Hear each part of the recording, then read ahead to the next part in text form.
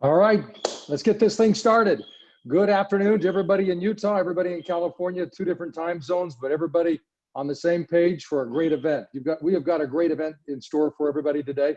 We've got a few house cleaning things, and then I'm going to share a quick message with you, and then we'll get into a message from Jeremy Laguerre, and then of course George will finish it up for us for today. So great job on being here. Let's get started with no delay because we've got a lot to get through and the time is tight. Welcome. I'm glad you're here for the September summit, and we've got a couple more to come, and we'll announce those. So let's get into the announcements. So first of all, I want to make certain that we're recognizing our partners, really our team, our one team. These are the folks who are in the trenches with us every single day, helping us to look good, to make certain that they help us carry the ball into the end zone, so to speak. So I want to recognize those at Inspiro Financial, Vicky, Mitzi, and Jane, and Stephanie, and then those at All Valley Escrow. Want to recognize Angel and Freed and Tina and Therese. So please make certain that you're reaching out to them and thanking them for all the hard work that they do. And then of course, I want to recognize Kendall Baker as well for all the hard work that she does in bringing a great message to us and saving the day at times and just coming in and helping as help is needed. So thank you to all of those great ladies, those great professionals. You are absolutely needed, and we greatly appreciate you. So thank you very much. Let's get into some save the date. Yeah, here we go. Bring it up. There we go. Save the date. So as I said, we've got a couple of upcoming virtual summits. Make a note in your calendars that on October 14th, 1 p.m. Pacific time, 2 p.m. Mountain Standard Time. And then, of course, in November the 11th, the same times. That will be the last summit of the year. So there will be no summit in in December.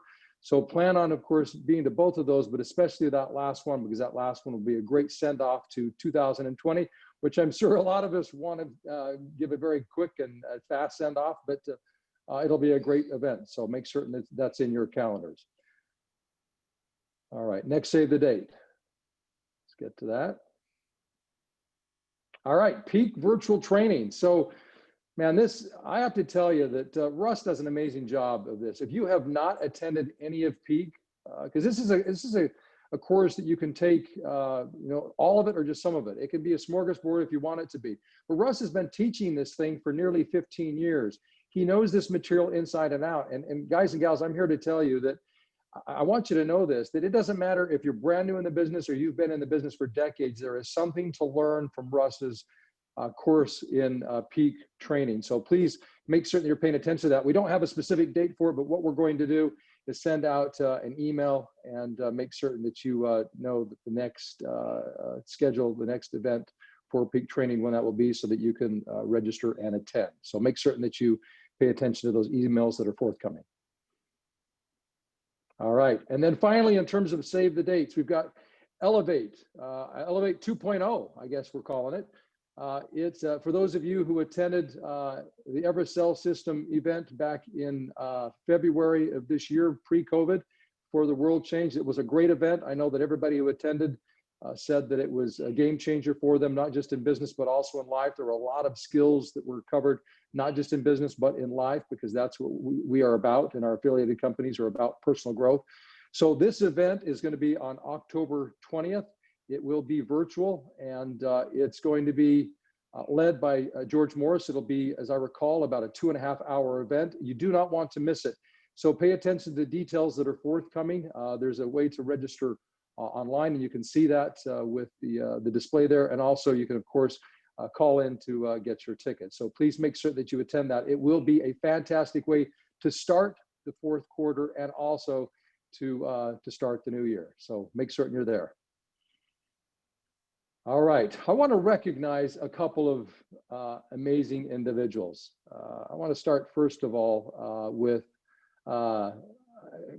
Letitia, but I don't call her Tisha, it's Tish Carrion. She's the director of Smiles and I would say a happy face at the front desk of All Valley Escrow at their corporate office.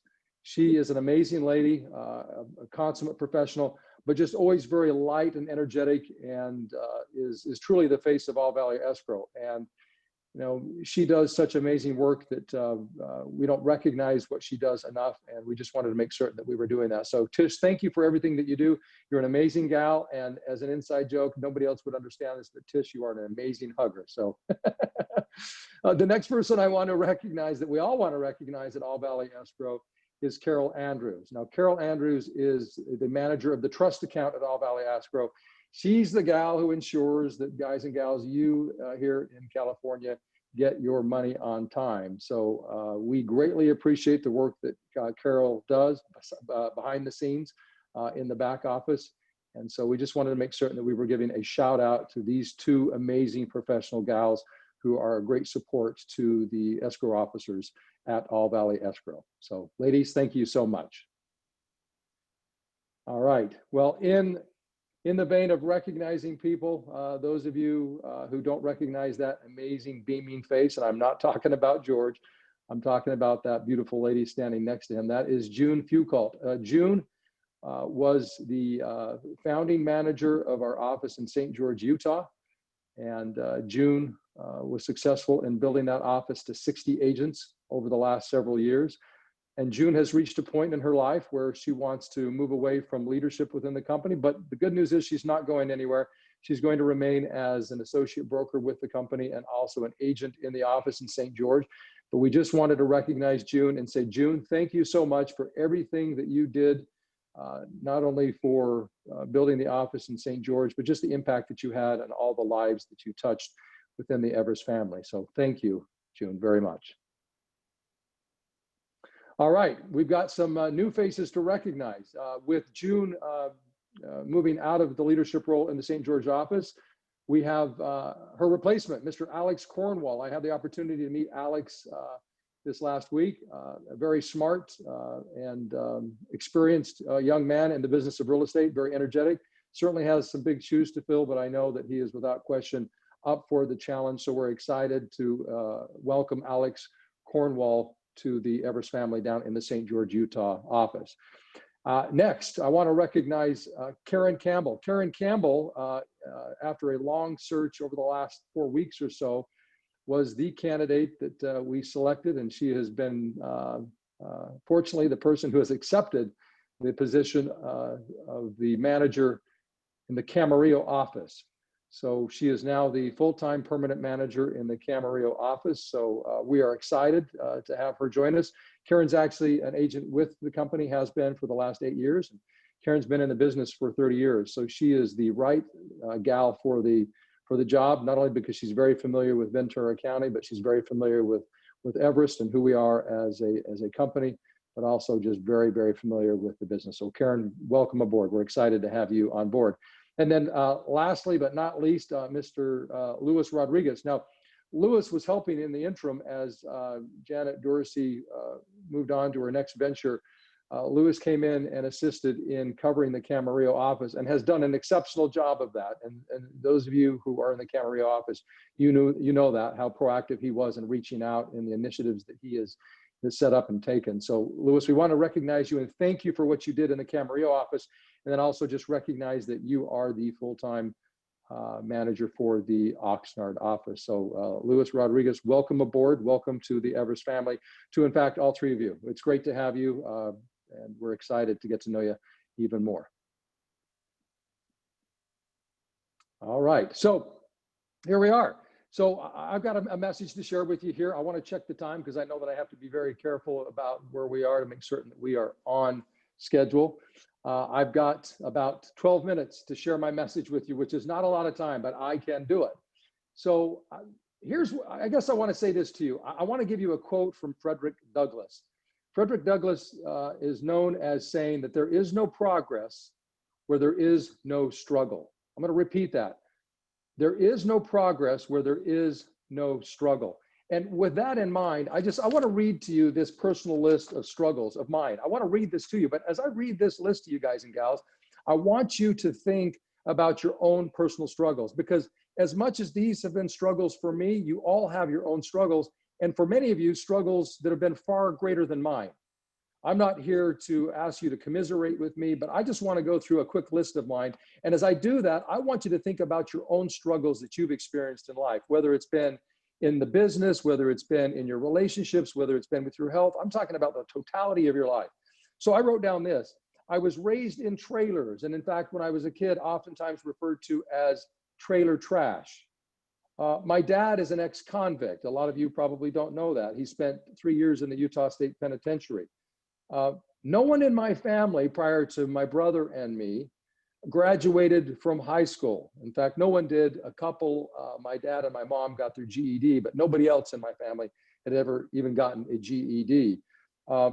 In the second grade, this is interesting. In the second grade, I was actually placed into a special ed class because I, quite frankly, was not learning how to read, and I needed assistance in doing that.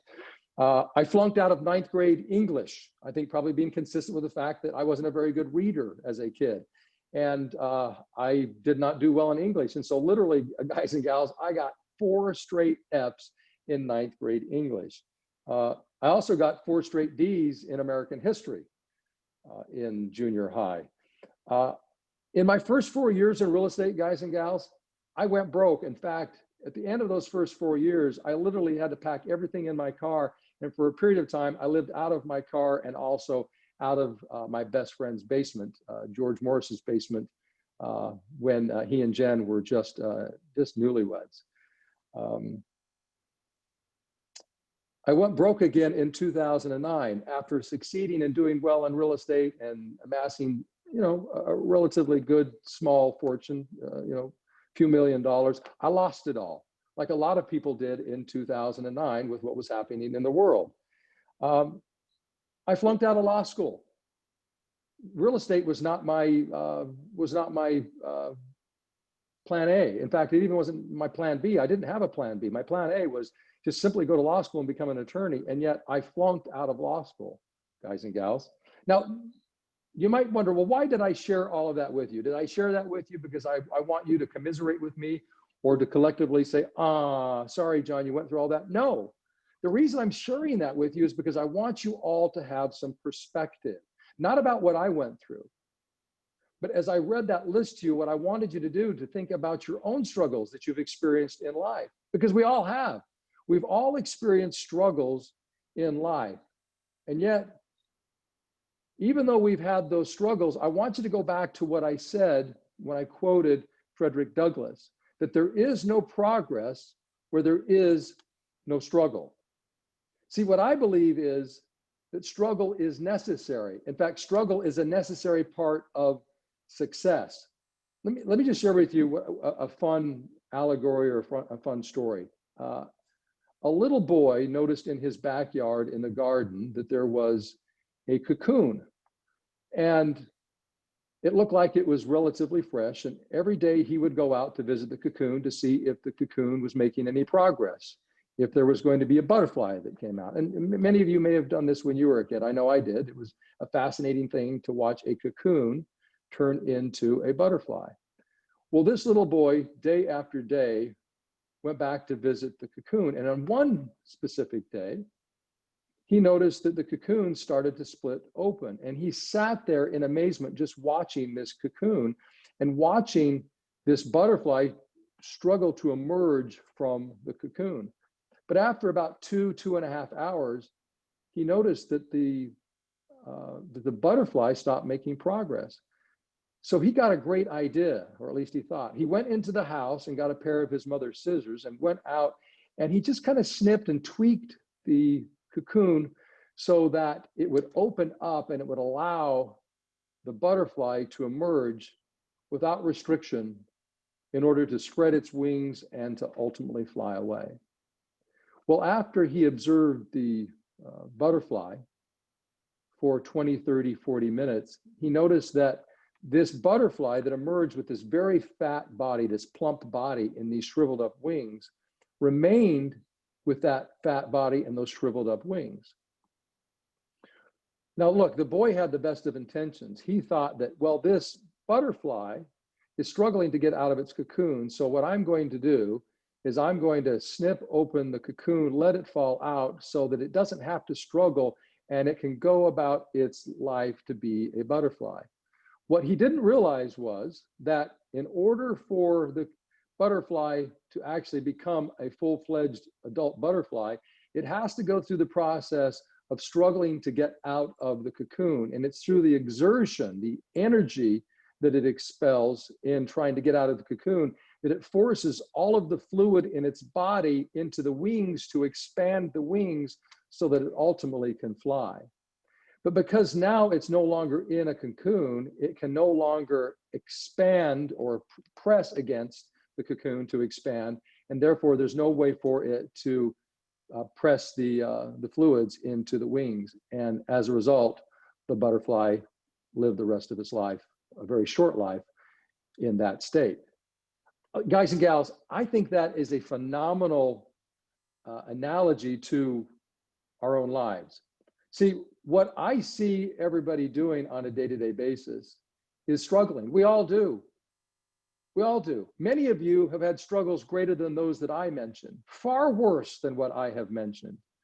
And yet, what I would say is all of what we've struggled through and about is just simply life. It's part of life. It's just part of what it is that we go through. In fact, I wrote this down. I wrote down that average people avoid struggle. It's successful people who embrace it. And that's the defining difference here. See, so many people spend time trying to avoid the struggle, thinking that if I avoid the struggle, that life will be easier.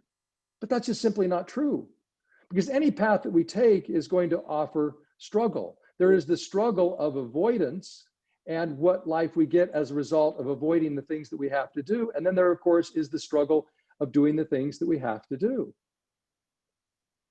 But here's my question for you. What is your belief ultimately about struggle? Do you believe in struggle, or do you spend your time avoiding that thing, that process? See, I watch the average person do whatever they can do to take the path of least resistance. That's what the average person does. It's the successful person who looks at the challenges ahead and says, if that is what I must do, I will do it. I had a great experience when I ran a Spartan race. Many of you have heard this story, and I'm not going to tell the entire story, but several years ago, I had a great experience of running across a man who was a double amputee, who was running a Spartan race. This man was running a 9-mile race in the mountains, doing obstacles, and he had no legs. Now you might say, how was he running if he had no legs? Well, that was interesting, because what he would do is he would rock his torso back and forth and use his hands, because he had arms and hands, to move forward. His name is Casey McAllister. I was so impressed with Casey, and what I thought about, the reason I thought about Casey when I was thinking about this message for you today is this, because Casey McAllister and people like Casey, because we all know people like Casey who have struggles that are real, that are persistent, that can never be changed, that's the way they have to live. They are not defined by the fact that they, for example, in this case, they have no legs. See, Casey McAllister is not defined by the fact that he has no legs. But what he is defined by is the fact that he accepts that there will be struggle. And so despite the struggle, he presses forward. So my question for you is, what is your belief as it relates to struggle? Guys and gals, do not underestimate how impactful your belief on struggle is and the impact that it has on your outcomes. See, when the average person believes that struggle is a bad thing and they go to avoid it, that is the very defining reason why they live average lives. The reason that a man who has no legs can successfully run a Spartan race when people who are able-bodied and have 2 legs and 2 arms can't is because he embraces the struggle. He recognizes that it's part of it, a part of him, and part of the process, and he's not going to resist it. So I just want you to think about this. What past struggles did you face? Think about the past struggles in your childhood, as a young adult, the struggles that you're going through now. How did those struggles impact you? See, don't discount struggle. Here's the truth.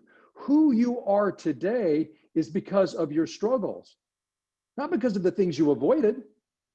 See, you didn't become who you are because of the things you avoided. You became who you are today because of the very things that you confronted, that you had to go through.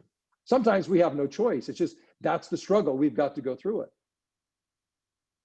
See, those struggles that you went through, how did they impact you? Did you grow? And of course, the answer is yes, you did. I think about all the times in my life where some pretty cataclysmic things happen. For example, losing everything, going from being a multimillionaire to losing everything. I didn't want to go through that. Was not looking forward to going through that. Had never wished it, wanted it, hoped for it. But now after the fact, guys and gals, I can honestly tell you, and I mean this honestly, I can honestly tell you, I am glad that it happened. I'm glad that it happened because if that had not happened, I would never have the opportunity to become business partners with George, to start the company, and to go over the personal growth journey that I've gone through over the last decade. And I know that the person who stands before you today sharing this message is far different than the person who started 10 years ago. And it's because of the struggle. So I want you to just think about it. I want you to think about today, at this moment, presently, in today's world, what struggles are you trying to avoid? What struggles are you trying to avoid? Because guys and gals, I'm here to share with you this. It's my message, my personal message. I went through life trying to avoid struggle. I have, I still do. It's human nature. We don't like pain. And yet I just know that when we embrace the struggle, we embrace the pain, that is the gateway to living our dreams. So just think about it. In your relationships, what challenges are you currently facing that you're running away from, that you should confront? The honest conversations that you should have with yourself and with others. Think about your health, the way in which you eat, the way in which you treat your body. I remember 25 years ago, the way I treated my body, the way that I ate. My body was not a temple, it was a garbage can. The way I ate was disgusting. And the last thing that I wanted to do was go through the struggle of changing my behavior in order to lose some weight. But guys and gals, I'm just here to tell you that it's embracing the struggle. It's recognizing that I had to do that allowed me to change. And I can just say that recognizing that 25 years ago started me on the pathway of this continual, almost like snowball effect of personal growth. It started with that one decision to no longer avoid the struggle of eating right and exercising and embracing that process of engaging in trying to choose to do the right things with the nutrition and to choose every day to get up early in the morning at 4:30 to be at the gym at 5 o'clock. Struggle? Yes. Hard? Yes. Did I like it? No. But man, has it made a world of difference. So just please, I want you to think about it because my time is done. But I just want you to think about your current struggles. What struggles in your personal life and in business, from prospecting to the confrontations that we have to have with other agents or with our clients, not in a negative way, but just confronting people, asking them the questions that need to be asked, much like I asked you. What are you avoiding in your life today that you should not in order to live the life that you want? Remember what Frederick Douglass said. There is no progress where there is no struggle. You and I are just like that chrysalis, just like that cocoon, just like that potential butterfly. In order to become a full-fledged, functioning, beautiful butterfly, we have to embrace the struggle. We have to go through it. So guys and gals, please do embrace the struggle. Embrace the struggle because you're all capable of it. And if we'll embrace the struggle, the life that we say that we want to live, the people we say we want to become, the difference that we will be able to make can all become a reality. We just simply have to recognize that struggle is part of the process. It's part of success.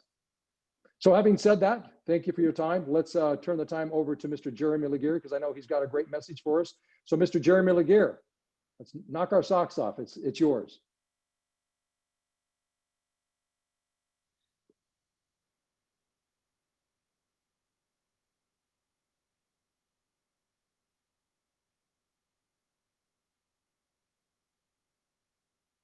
We'd love to have some interaction on these events. So if you're paying attention, you're listening, wow, throw something on the chat real quick and tell something that you learned from John's message.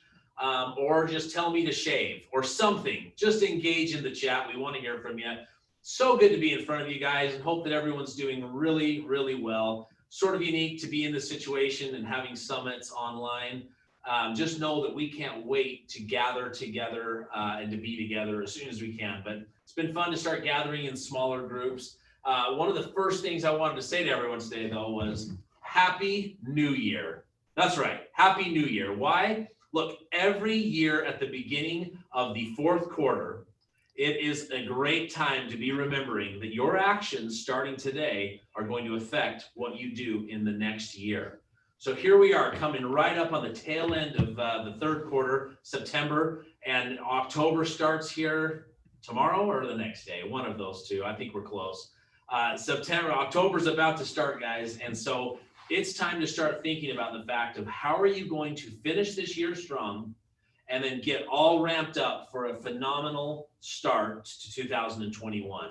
And the first thing I want to say is you can still have a great end to this year. There is so much to accomplish, so many people out there who need your help, and the opportunity is just waiting for you to close some more transactions. It's all about you out there and taking care of it. So today I thought to myself, what would I do right now if I was selling real estate full-time?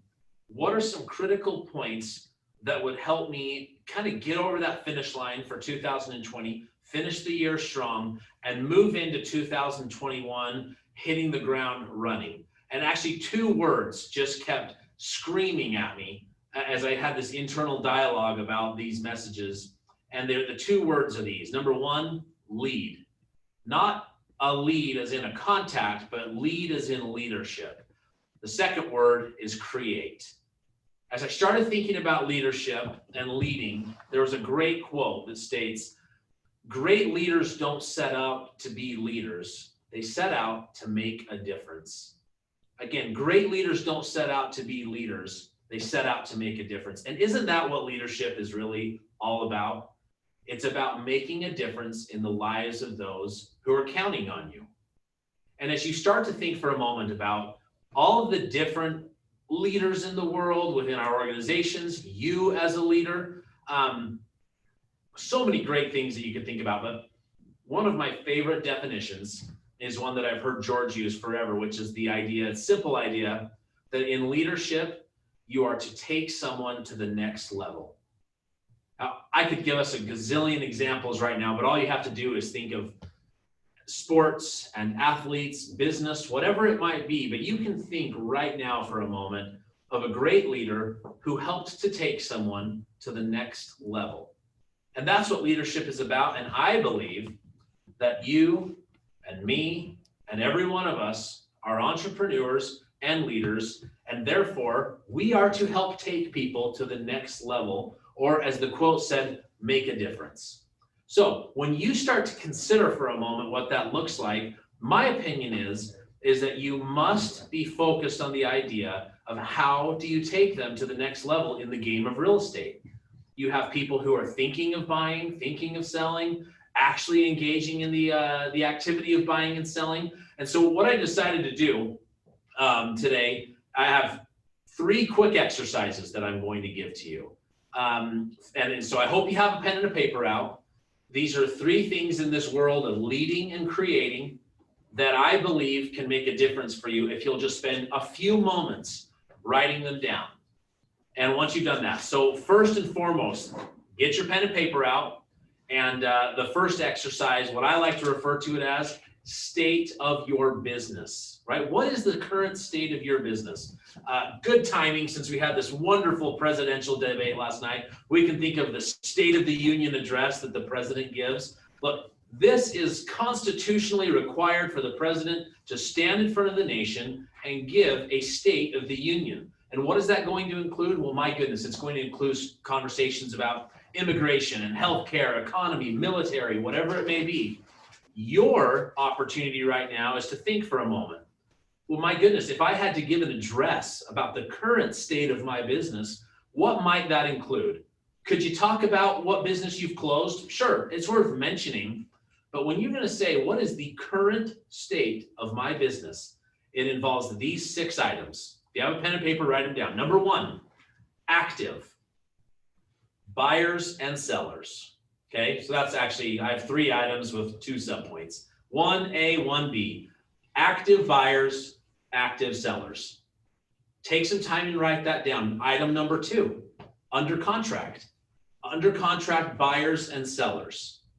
Okay, who do you currently have under contract? And point number 3 is, and this is the critical one, appointments set. You might have a great group of people who are under contract. You might even have some awesome listings that are about to go under contract, or buyers you're showing homes to, which is wonderful. But if you really want to understand the current state of your business, you have to consider what's coming next. Who is next? Who are you helping next? Who's in the pipeline? And so, look, you might have a great list on your active and under contract, but 0 appointment set for buyers and sellers. Then what that tells you is, you know what actions you must take next, right? You're in finding mode. You got to go out and do some hunting and some fishing. Figure that out, right? Who is it that is coming up next that you can help, right? So that's exercise number 1. This should take you 5 minutes, guys. Figure out the current state of your business. Exercise number 2 in the world of lead and leadership. This is where I love to think about. My experience over the years has been that as agents, we are quick to get very, very busy in our minds. I know you're actually busy doing things, but sometimes we live in this world of avoidance of some of the things that we should be doing. For example, what I just mentioned a moment ago, finding new people to work with. So let's look at this next step, because the next exercise allows us to get very real with ourselves and very certain on what our next steps are and action items that we need to do. So if you can, I believe Russ has a slide he's going to put up for me. Dylan, if you'll just confirm that that's there. What's going on? It may not show up. It's up there. Okay, perfect. So this slide, as you look at it, I guess I can walk over too, can I? Yeah. Oh, am I off the screen? You're on the screen. Okay, so if you look at this slide that you've put up there, I love to use this because what it does is it allows us to get very real with ourselves and to be certain about what our next actions must be to move our business forward. So what you're going to do is you're going to first take a list of names. These are your current active and untracked clients, and then your most promising potential clients. So active and under contract, and then your most promising potential clients. And I put 10 down just as a visual for you. Hopefully you've got more than that. But look, what you want to do is you want to put the person's name down, put the current status down of these individuals, meaning active, under contract, looking, buying, thinking about looking and buying, thinking about putting their home on the market. Maybe it's currently a FSBO, right? What is their current status in their role with you? And of course, your objective here is to help them sell or buy real estate. And so I'm talking about leadership here. We're talking about making a difference. We're talking about taking them to the next level. So the next item is to say, well, what is the next level or step for these individuals? What is the next thing that has to be done to make them progress, to move them forward toward the end goal, right? It doesn't have to be they signed the exclusive right to sell. It might be, I need to go drop off and have some contact with them face to face. I need to email them some properties to look at, right? It could be a number of those items.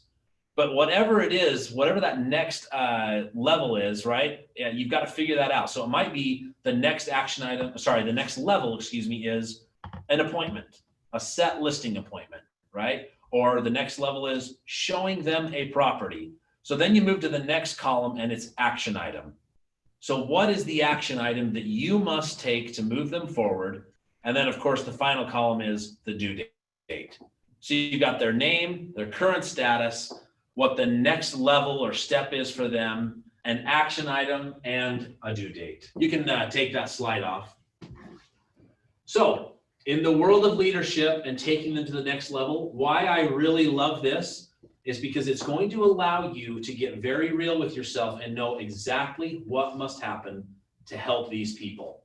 And then you're going to create a nice list of action items that you've got to take to get on your schedule and to keep busy and doing what you need to do. But what this will do is it will free up so much more time for you to take advantage of what you need to do next, which is, again, from the previous exercise. Do you need to create more actives? Do you need to create more under contracts? Do you need to set some more appointments? Probably a combination of all three, right? And so figuring out what holds the priority. All right, guys, so those are two of the three exercises I promised to share with you today. I want to move into that second word that I talked about, which is create. And that's huge, because are you letting things happen to you in this world, or are you going out and making things happen? Are you creating business? And so this one's really quickly. You all know the foundation of real estate. You hear it from me every time I speak. I know you're hearing it from the other leaders of the company. If you're not certain, look, one, your purpose, your why, your vision. Why are you engaged in this? Identify it. Number two, your business plan, your schedule, keeping you on track that way and on towards your goals. Number three, your mindset. And I always like to separate that into two categories. Number one, creating a strong mindset. And number two, protecting that strong mindset. And then fourth, discipline and accountability. You've got to have some discipline and accountability. Five, skill set. What are you doing to build your skill set to separate from your competition? And then sixth and finally, the systems and strategies. What are you doing to work on your business? What's helping you get sharper, a little bit faster in your activities? What's helping you, as we say every day, earn more commissions with less time and less energy spent? The question that I have for you right now is, what have you created recently as it relates to your business plan or schedule? Or what about your mindset? What books are you reading? What are you doing to create opportunities for you to be more educated, more motivated, right? What systems and strategies have you implemented and created into your business recently that have helped clean up some of the frustrations you may be having as it relates to your schedule? So you think about these things, and it's time to dive deep in that and spend a little bit of time not only working in your business, but on your business. Agents, again, it's a pleasure to be in front of you today. And again, as I ask that question, well, how do I finish this year strong and have a great fourth quarter of 2020?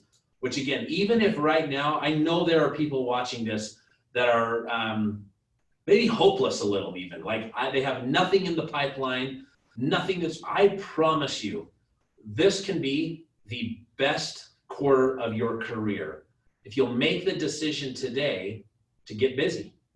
And my opinion and belief, and I know for certain that if you'll take advantage of these three exercises, it will put you in some good space to move forward, finish this year strong, and then be hitting the ground running in 2021. So agents, pleasure to be with you today. Appreciate working with each and every one of you. And I hope that today you have a phenomenal day.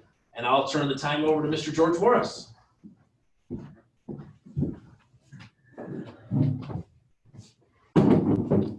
All right. Are we good? We're rolling? All right, here we go. Hey, great to be with you guys. Excited to be with you. Sometimes people say, man, you always seem like you're so excited. That's because I am excited. And it is a great moment and a great time to be with you. You start looking at everything that's happening, and there's so much happening for each one of us that it is incredible to consider the magnitude of importance it is for us each individually to do our part when it comes to whether it be our family, whether it becomes the company, whether it becomes just simply lifting where you stand. I remember years ago hearing this quote, and I'm going to just paraphrase it. It was a quote by Jack Welch, who was the former CEO and raised GE to just unprecedented levels, billions and billions and billions of dollars in their cap value. And in the beginning of his career, he was quoted as saying, "It takes a lot of courage to be the dumbest guy in the room." And he said, then went on to say, the way that you show that is that you ask a lot of questions. So here's the question I'm going to ask you. What are you committed to? Where do you intend to go with your career? What do you intend to even happen today? What do you want to see happen today? Those of you who are listening, the few hundred people that are on this call, I sit there and I think, man, what do you want to take away? And what is your commitment level in regards to willing to be able to play what I consider full out? So years ago, an individual, and I can't remember the individual who climbed it, or climbed Mount Everest, and it wasn't Sir Edmund Hillary, of course I would remember that name. But another hiker, another climber, I should say, had summited the mountain. And as he had come down, he was, of course, being interviewed by a number of different people. And one interview asked him this question, like all people who seem to get to the top of the mountain are asked this question: why do you climb such a mountain? My goodness, the death rate is so high. The risks are so high.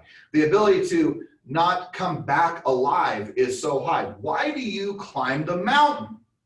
And I love the answer that this climber gave. He said these words: obviously, you've never been to the top of the mountain. And that was in an interview recorded on TV. And he went on to explain as to how beautiful it looks and how beautiful it is at the top of the mountain. See, here's the interesting thing about life and success. Anyone who has tremendous success isn't standing at the top of the mountain looking around going, hey, how did this actually happen for me? Did it just happen by accident, or did it happen because I know how and why I got there? You know the answer. So look, if you're at the top of your game, I can tell you that I know that you know why you're there. If you're not at the top of your game, then I'm going to ask you right now, of course, to take a step back. But let's just say this. Maybe for those of you who are at the top of what you consider the summit, maybe it's even a false summit. Maybe there's another whole summit that you get to if you apply the very things I want to share with you over the next few minutes. And those of you who would know conclusively, maybe you're just getting started in your career. Maybe you're struggling today. Maybe you're wondering what to do next. What I can tell you is I can promise you that some of the answers from what John and Jeremy have spoken to are some of the answers, and here's some more. See, here's the beauty of Century 21 Everest. The answers to the test are already here. But what I find is that agents over and over and over again begin to what I consider recreate the wheel. They somehow have figured out in their first month, 2 months, year, 2 years, 3 years in this business, that somehow they've figured out that there's a grander and better plan. And yet what I watch is that agents who do that swirl over and over and over again in their career. And they rarely become very rich. See, the fact of the matter is that as you start looking at the way in which you stay the course in things, the way in which you apply yourself, the way in which you push forward for yourself has so much to do as to whether each and every one of us can be at the top of the mountain. So what I'm hoping tonight or today is that you are committed to being at the top of the mountain, that you're committed to saying to yourself, you know what? No more sitting on the valley floor. No more getting 80% to the summit and turning back. No more giving up and quitting when it comes to getting to the top. Now, some of you are saying, man, that's kind of a feel good, man. Gosh, some of you might feel bad about what I've said. Some of you are like inspired by what you're saying. So you're saying, no, I need more meat and potatoes. Do you? Do you really need that? Because see, here's what I know is that 11 years ago, I stood in my home. And the good news is I have to tell you where I was standing. I was standing in the shower. And I stood in that shower, bawling my eyes out, wondering whether or not I was going to be able to win the game of business, finance, you name it. At that point, back in 2009, 2008, it could not have been a more worse economy. Whatever struggles that I see us going through today pale in comparison to the many things I saw on the real estate end of the equation in regards to comparisons of different markets. My observation was I was in question of whether I could feed my family because I didn't even have enough money for food. I was in question as to whether or not I was going to be able to drive any car. And I've heard, some of you have heard this, but I look back, I couldn't even, the real aggressive car sales guys, like the used car salespeople, and you go there and it's like, 18% interest rates, $500 down, make a payment like every week it seemed like. That's where I was. That was where I got back my car because I had to turn in the keys to my M6 BMW M6, 0 to 60 in 3.2 seconds, man. And it was a good time. But I remember handing those keys over. I remember losing everything economically. And if it wasn't for just a few, quote, mortal angels, the very home I live in today has so much sentimental value to me because I know that I was only within hours of losing the very home I live in today. So my point to you is this: no matter how difficult it has ever been, no matter how hard that it ever gets for you, no matter how much strife, struggle, disappointment, difficulty that comes your way, ask yourself the question. Ask yourself the question, is this permanent? Is this really going to last forever?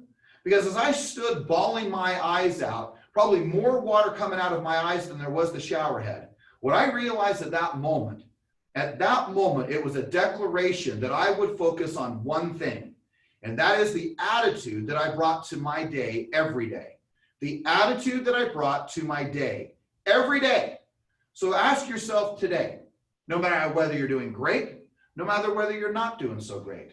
And let's segment that just in a little bit of the areas of your life. How positive is your attitude in regards to real estate? How positive is your attitude in regards to your family? How positive is your attitude in regards to your future, your dreams, your goals? Are you considered the, quote, realist? Because the fact of the matter is that I don't know of anybody who has created extraordinary results in their life who said, I'm just going to be realistic here. No, because when we created Everest, everyone told me, what on earth are you doing? I still remember the phone calls from one of my dear friends, Gary Cannon. And Gary Cannon, who owned a Remax at the time, he calls me and says, oh my gosh, what are you doing? What are you thinking opening up a real estate company? He said, I'm trying to get out of this end of the business. You're going full-fledged into it. Of course, we had a good laugh about it, but the list is a mile long of the people who lost sight of where we were going as an organization. Today, is there almost a complete recovery from what happened early on this year? Absolutely. Are we also blessed in regards to the economics of real estate today? And if you don't have enough business right now, I'm here to tell you that means that you are not being of value to the people around you. And for some reason, you've bought into this idea that you can wait for business, go buy business, instead of going out and getting business. So what I'm hoping today that is you fully commit, that as you get your mind, you get your heart, and you get your actions right, that they get in alignment with the reasons that drive your life, that when you think about your attitude, what is it? Is it pessimistic? Is it sarcastic? Is it critical? Is it uplifting? Is it positive? Think about your attitude. Think about the way you're approaching your life. Think about the way you're approaching the business today. Think about how you're approaching everything that's going on, and really ask yourself, is it the attitude that I know is going to generate the amount of income, the transactions, and the deals that I want to do, that I want to produce in my business? And if not, then fundamentally, what do I need to do? So here's the deal.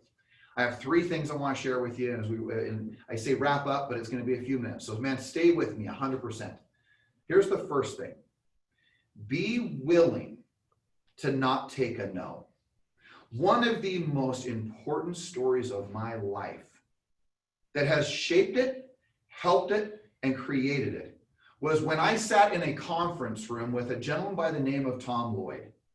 And as I was watching Tom Lloyd, and we were having a wonderful conversation. Now, let me give you a preface of who Tom is. Tom is a very, very wealthy individual, comes from a deep level of poverty. His dad left, walked out the door, never saw him until he was an adult. He lived with his mother, single mom, lived on the west side and went to West High School in Salt Lake City, Utah. He hardly had clothes, hardly had food, often got assistance and help from his local church. This was a guy who had never really had the opportunities that many of us today have. Well, Tom is in his mid-70s today. And as I sat there with Tom having a conversation, Tom has become so much of a father figure for me. And I care so much for him as to what he's done for me, the counsel, the advice, and frankly, even the investment into the very things that we do every day. He has been nothing but a blessing to our lives. And I'm sure that you can recognize in your own life that there are those people. Well, as I sat there in this conference room and we were having just a great conversation, we were talking about the business. This is only in the last couple of years. And as I sat there, I watched him kind of act a little funny. As I sat there, I watched him even say things I'd never heard him say before. They were even a little bit more like delirious, confusing. And man, this is a guy that if you speak a number to him, he will never forget. He's like Rain Man with numbers.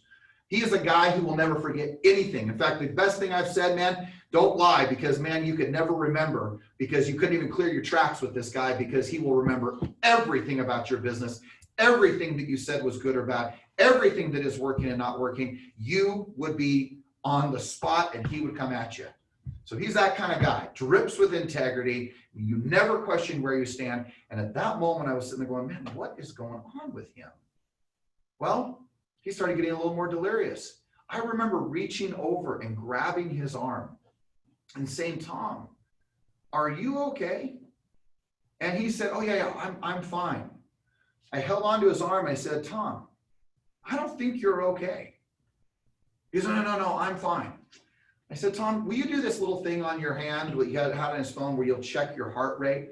And I knew that he had AFib and he had some real challenges that were going on.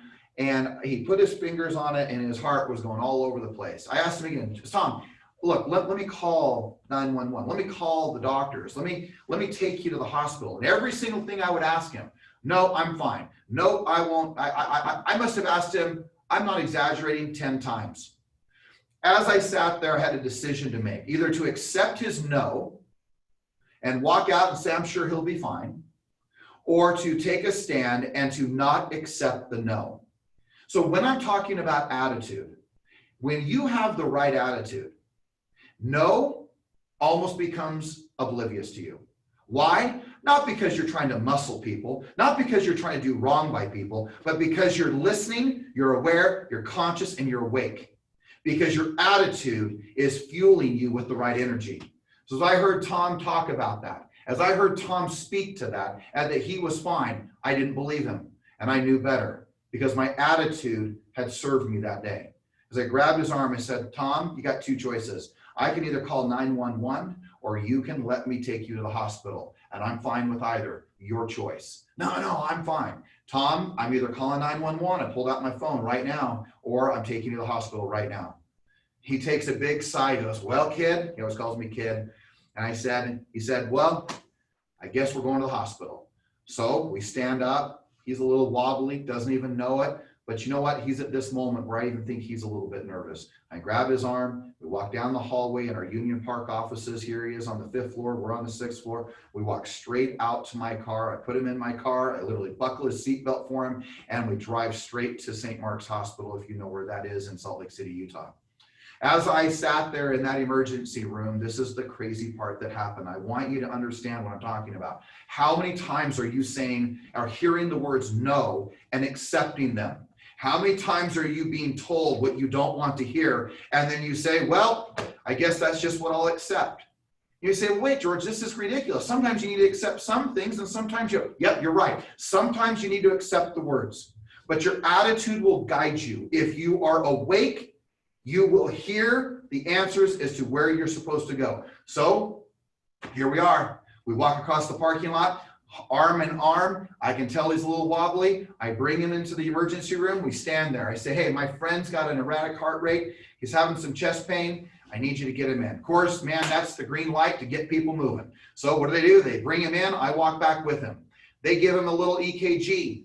They'll act like things are fine. The doctor comes in and says these words to him. Tom, I think you're doing okay. I think you probably were just a little stressed and a little bit panicked. I think you're fine. I'll tell you what, I'm going to give you your discharge paper. And when I heard those words, I'm going to discharge you and it's all going to be okay. Still to this point, guys, I'm the only single person in the emergency room.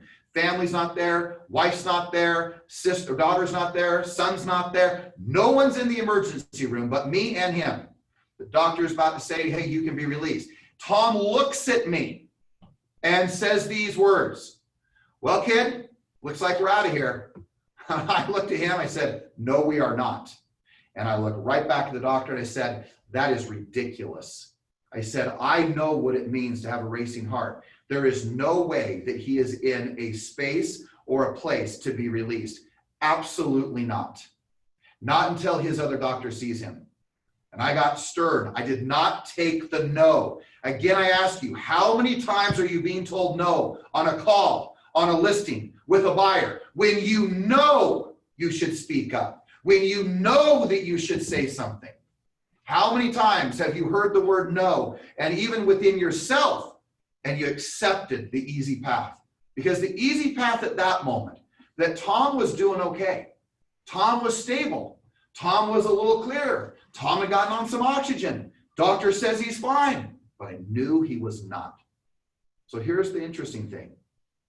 I stay there. I wait till his wife comes, and I make it clear that he is not to be released.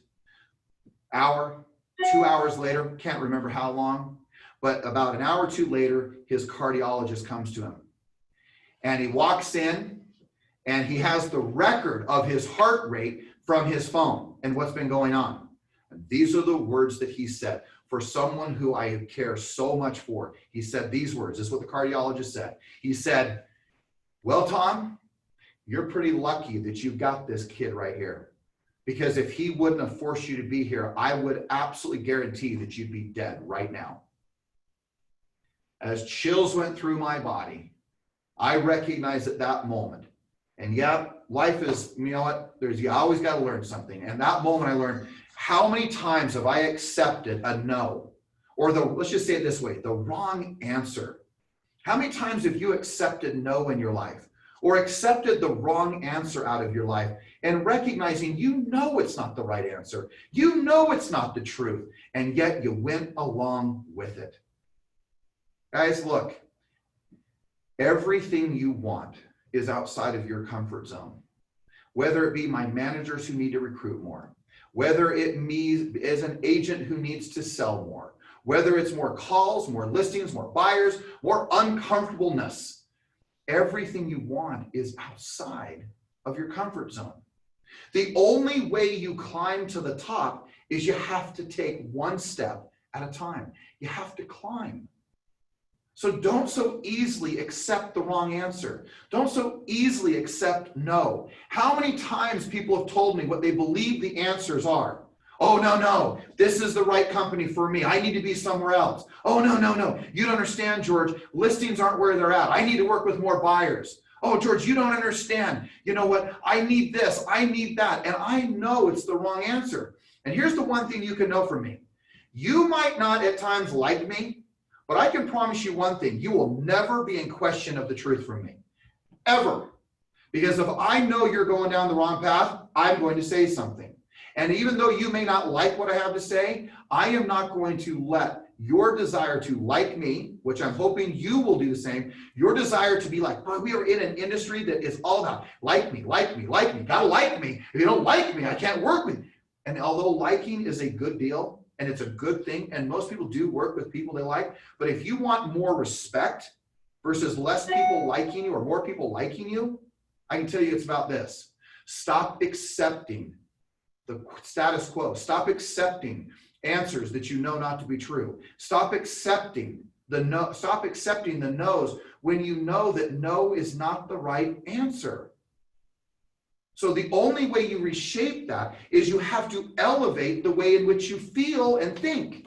Because if your attitude is right, then everything else will happen the way it needs to. You will speak up when you need to, and you will save not only your own life, but you very well, as I've had the privilege of saving one of the most important lives of my life. And today, Tom is great. And just so you're aware, in less than 24 hours from that very time, he got a pacemaker put into his heart. Today, as he thumps his chest, he always says, "Kid, you saved my life." My point is this. What would I have thought? You know, we're dealing with real estate sales, right? But how many times I've thought if I would have accepted his answer and said, well, he told me no. Sorry, as I'm sitting there at his grave. How many times are you letting no be the answer that you accept? Or how many no's can you accept before you're willing to find the person who says yes? How many times are you going to look for the easy path, the area of least resistance? How often are you going to recognize that, you know what? This is an uphill battle. This is a climb. And when you look at the top and you sit there and you recognize that, man, I'm at the top of my game, you won't be in question as to why you got there. So how do you reshape that attitude? You stop accepting no when you know it should be a yes. Or you stop accepting yes when you know it should be a no. Or you stop accepting the answer that you know is so wrong because you should have simply spoke up and demanded something different. Second thing, to help you create what I consider to be an extraordinary attitude, is you have to let go and you have to hang on. Let go and hang on to what's important. Several years ago, when my daughter Mackenzie, she was probably about 6 or 7 years old, I had the opportunity to go take her and go snowmobiling. And some of you have heard this story, but it was really an important one to me at that moment. As we were snowmobiling, I would accelerate and it was no big deal and we'd have a lot of fun. And as we were going down a particular trail up Lambs Canyon, if you know where that canyon is, we're going down the trail, we stop and we look over this huge view. It was spectacular, gorgeous, blue sky day, snow out, sea for miles. It was spectacular as we sat up on this ridgeline. Well, I jumped on the snowmobile. She sat right in front of me and I accelerated. Well, normally she was holding on right here on the bar on the snowmobile. This time, because I absolutely startled her just to have fun as a dad would have, I startled her and she grabbed both handlebars. Well, as I yelled at her to let go, let go, let go, she squeezed harder and harder and harder, and we kept going faster and faster and faster. Well, there was no left turn, right turn. The only way this snowmobile was going was it was going straight over a cliff. Well, it was that moment where I knew I needed to let go and hang on to what is most important. It was at that moment that I let go and realized, let go of the snowmobile, and I bear hugged her and put all my both arms around her and rolled and basically jumped off the snowmobile. And that snowmobile went straight out into the middle of nothing. And I heard that, and then it landed and hit straight smack dab in the middle of a tree, probably going 40 miles an hour. As I held on to her, what I reminded myself, and I have always reminded myself the rest of my life since that moment, is you better let go of the things that don't matter and you better hang on to what does. So what matters to you? What are you not holding on to with a death grip that is so critical to your life that you have put so many things that don't matter in front of yourself? How many things have we done in our lives, in all of our lives, where we've held on to things, gripped onto things that we thought were so important? Our ego, right? The ego, the definition is, what do people think of me and say of me? What is it that I have achieved? And what is it that I have bought or acquired? That's the ego speaking. So what is it that you're supposed to let go of? Maybe it's letting go of all the fear to make that first phone call. Maybe it's instead of saying you hate working with for sale by owners or expired listings, or you don't like working with your sphere, or you're nervous to go out on your own, that maybe you need to let go of the fear that's preventing you from getting to the top of the mountain. Maybe in some strange way, you need to truly let go and hang on to what's most important. See, there's so much distraction right now in the marketplace. Everything on social media, looking all glitzy and glamorous, acting like you don't have to work. You can show up in Vegas, you can be in, on a great trip and life's great. You hardly have to work and it all just comes to you. Hey, I buy my business. I can be traveling, seeing the world, hardly working, smoking cigars, doing all sorts of crazy crap, acting like you never have to work. And at the end of the day, you're not going to be making any money. I'm not a Texan, but man, do I have great respect for them. And there's a saying that goes, and I think all of you have heard it, that when the tide goes out, you really see what someone's wearing. And usually they're not wearing anything. Why? Because there's nothing in there. Or another statement that you hear from Texas is, they are all hat and no cattle. All hat, no cattle. Think about that for a moment. Think about what you're holding on to. Think about what maybe you need to let go of. Think about the attitude that you're bringing when people say no or yes, but you know it's the wrong answer. How do you respond to that? Do you step up?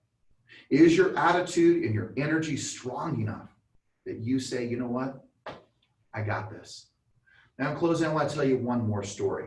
This story happened last night. And if I could ever speak to the fact of how important an attitude is, I would tell you that your attitude is shaped by the reasons as to what you do things. The reasons in which you do things. That's the core to a great attitude. What are your reasons? What is it that you're willing to step up and demand and take a stand on? And what are you willing to let go of and hang on to?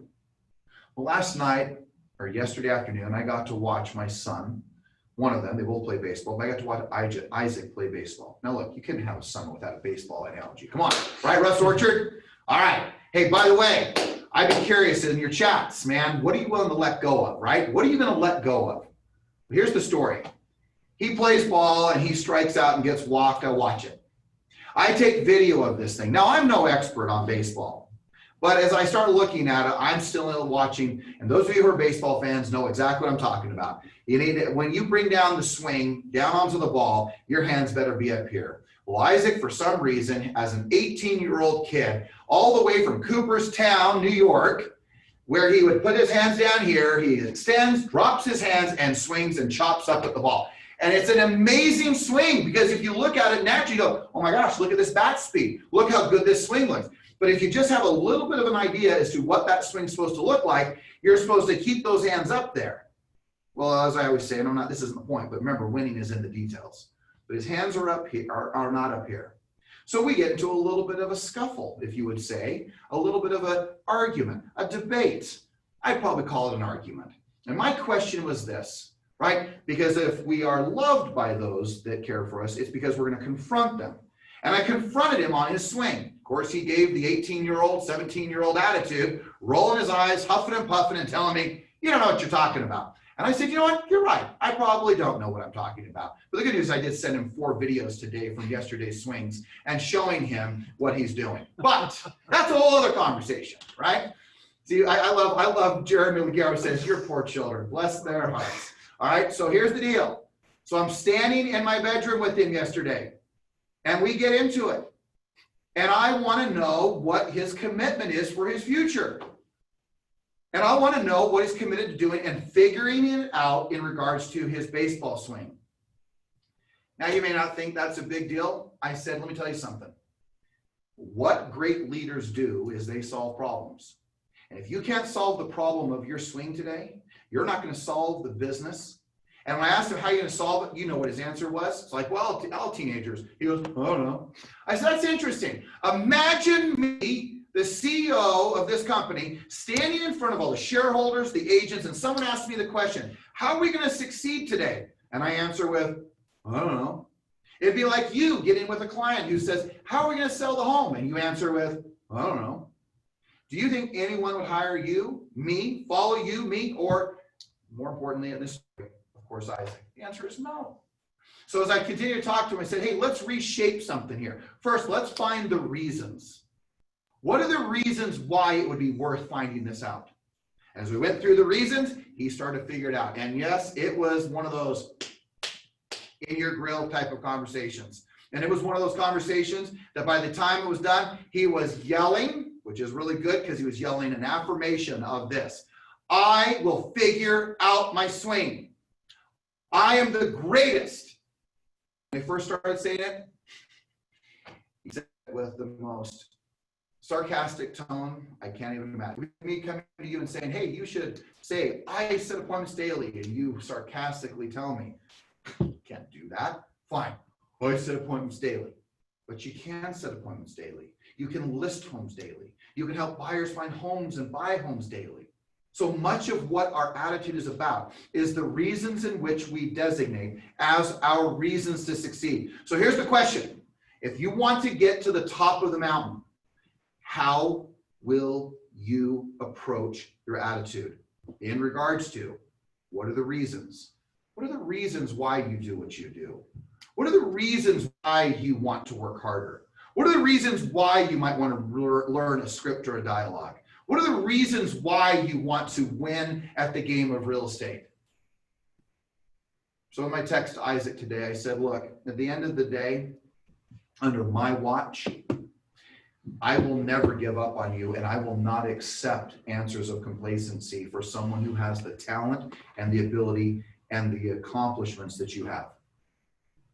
So I said, you are not to back out that car out of my driveway, which is my car still, even though you are 18, until I know what your drills will be to win the game of baseball. So first thing this morning, 7:15 a.m., I get all these baseball drills that he's going to be doing. Is he happy with me? Here's the point. I don't care if he is. That's not even the point. Does he like me more? Not worried about it.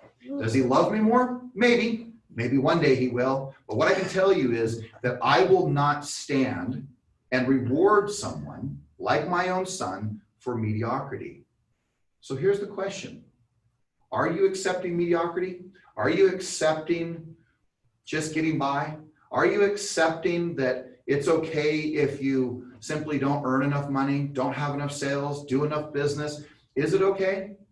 See, the thing is once you find the reasons why you're doing what you're doing, you're going to win this game, gang. So you're going to win it by the reasons. You're going to win it by all the factors that make you win at high levels. And I can promise you, when you know the reasons, when you aren't willing to hang on to the things that matter and let go of the things that don't, and when you're able to simply realize, you know what? Sometimes when I hear no, it should be a yes. And sometimes when I hear a yes, it probably should be no. And when you're willing to take those type of stands, and when you're willing to take your business and recognize that if you really want to win this game, gang, the business of real estate's easy. Talk to people, call people, knock doors, do presentations to buyers and sellers, get a few offers and sign the deal up. You got support around you for all the compliance, the risk management, and the things that happen. You got an amazing compliance team from Charlene Simone to, of course, Matt Barton and his team. You guys have so many people around you that it should be inexcusable that when you are not earning the money you want to earn, instead of looking around outside of you, start looking from within you. Don't get fooled. Don't get fooled by distraction. Don't get fooled by crazy, stupid, dumb, idiotic social media. Don't get fooled by the stupidness of what you're seeing out in the marketplace and thinking that people are making money, just simply acting like they are. All hat, no cattle. That's not you. That is not who you are. So look, in complete of amazing summit, company in August had its best month ever in its history.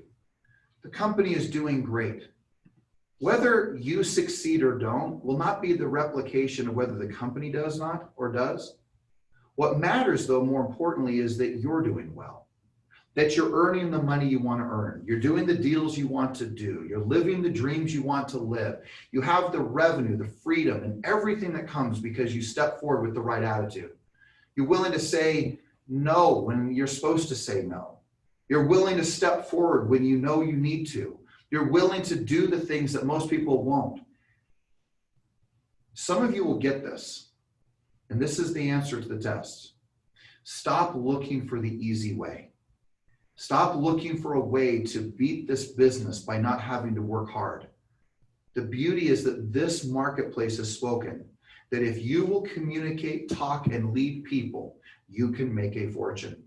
But some of you are not getting out there. Some of you are not talking. Some of you are not speaking. Some of you, look, although the company has its best month, did you? Although the company is doing well, are you? Although the company is persevering and going forward, are you? That's the question. This is all about you. It's not about me. It's not about another dollar in my pocket. It's not about more success and accolades for Everest and number one this and number one that. That's irrelevant. What's relevant is, are you living your dreams? And I want you to know, I want to look straight into that camera. And I want you to hear clearly that I have never been personally more committed to helping you win, but I can also absolutely, without question, undeniably tell you that the leadership team that has been assembled to help you do that is as committed as I am. Now ask yourself the question, is the people, the mentors, the coaches, and the leaders around you more committed than you are to winning the game? Because if they are, that's a problem. It shouldn't be that way. They should be part of your arsenal of success, but they should not be more committed to your dreams, your goals, and the vision and the most sacred desires of your life more than you. So remember, find the reasons. Find the reasons that move you. Find the reasons that drive you. Find the reasons that will make all the difference for you to keep the right attitude and to go win the game. Guys, it's so great to be with you. I hope you have an extraordinary week. And of course, we'll be back together on a summit in the next 30 days. Don't underestimate the magnitude of your importance. Don't underestimate the magnitude of gratitude that we have for you. Guys, show up at the morning meetings. If you didn't get the morning meeting, then go listen to it later. Go listen to it and record, listen to the recordings. Listen to the people who are on your side to help you win the game. Stop trying to reinvent the wheel. Go communicate, go talk, go present, go close. It is that simple of a business. Keep your head right, keep your heart right, find your center, and everything will come together. Great to be with you. Talk to you soon.